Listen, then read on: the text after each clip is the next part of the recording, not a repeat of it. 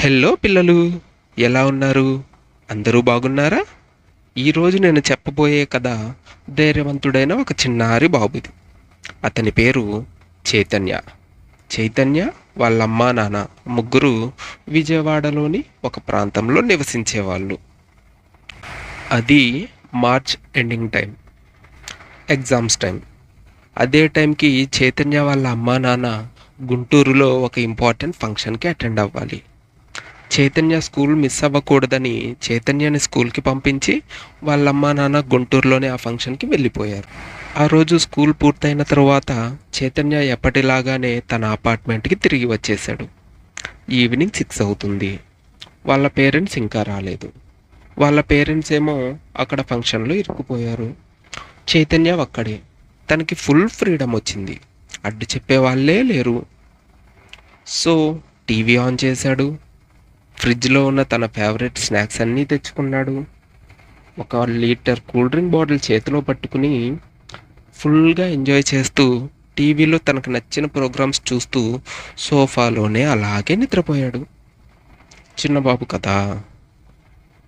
అలా నిద్రపోయిన చాలాసేపటికి time almost 11:30 అవుతుందిలేండి.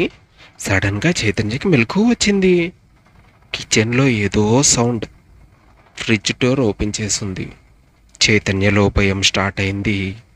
పక్కనే ఉన్న రిమోట్ని ఒక వెపన్ లాగా భుజం మీద పట్టుకుని మెల్లగా కిచెన్ వైపు కదలడం మొదలుపెట్టాడు.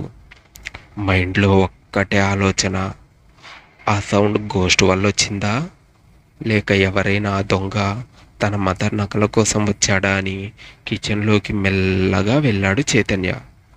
వాల్ మీద ఒక నల్లటి షాడో. భయంతో గట్టిగా అరుస్తూ చేతిలో ఉన్న రిమోట్ని ఆ షాడో వైపు విసిరాడు. వెంటనే ఏదో కింద పడిన శబ్దం. చూస్తే అది ఒక బుజ్జి పిల్లిపిల్ల. చైతన్య దాచుకున్న పుల్లారెడ్డి పూతరేకులు నోట్లో పెట్టుకుని చైతన్య వైపే చూస్తుంది. ఆ పిల్లిని చూసి చైతన్య నవ్వుకున్నాడు. ఓహో, ఈ పిల్లికో నేనెంత భయపడింది అని. ఇంతలో మెయిన్ డోర్ దగ్గర ఏదో శబ్దం. ఎవరో ఫోర్స్ఫుల్గా డోర్ని ఓపెన్ చేస్తున్నారు. చైతన్యలో భయం ఎక్కువైంది. ఫ్రిడ్జ్ డోర్లో ఒక ఎక్స్ట్రా స్పైసీ ఆవకాయ పచ్చడి కనపడింది. ఎక్కడ లేని ధైర్యాన్ని కూడా తెచ్చుకుని ఆ ఆవకాయ పచ్చడి చేతిలో పట్టుకుని మెల్లగా డోర్ వైపు కదిలాడు చైతన్య. పచ్చడి తినడానికి కాదు, పిశాచుల మీద కొట్టడానికి. మెల్లగా డోర్ ఓపెన్ అయింది. చీకట్లో ఒక ఆకారం లోపలికి ఎంటర్ అయింది. ఒక్కసారిగా మళ్ళీ ధైర్యాన్ని తెచ్చుకొని ఆ పచ్చడి లోపలికి వచ్చిన వాళ్ళ ఫేస్ మీద గురి చూసి కొట్టాడు. అయ్యా బాబోయ్! పెద్దగా అరుస్తూ కింద పడిపోయింది ఆ ఆకారం. చైతన్య అంతటితో ఆగలేదు. వెంటనే ఆకారం మీద కూర్చొని చేతిలో ఉన్న మిగతా పచ్చడి ఆ ఆకారం ముఖం మీద మొత్తం రాయడం స్టార్ట్ చేశాడు. ఆ పచ్చడి మంటతో ఆ ఆకారం అయ్యో అయ్యో అయ్యో అని గట్టి గట్టిగా అరుస్తుంది. ఆ వెనుకే డోర్ నుండి లోపలికి వచ్చి లైట్స్ ఆన్ చేసింది ఒక లేడీ.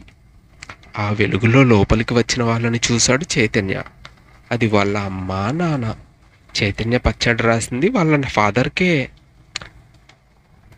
జరిగిన దానికి మొదట చైతన్య వాళ్ళ ఫాదర్ కోప్పడ్డా, ఆ తరువాత చైతన్య ధైర్యం చూసి మెచ్చుకున్నాడు వాళ్ళ పేరెంట్స్. సో పిల్లలు, మీరు కూడా చైతన్యలాగే ధైర్యంగా ఉండాలి. దేనికి భయపడకూడదు. పచ్చళ్ళు మనం తినడానికే కాదు, మనల్ని భయపెట్టే వాళ్ళని కొట్టడానికి కూడా వాడొచ్చు సుమా. వీడియో నచ్చితే లైక్ చేయండి. మరిన్ని వీడియోస్ కోసం ఛానల్ని సబ్స్క్రైబ్ చేసుకోండి.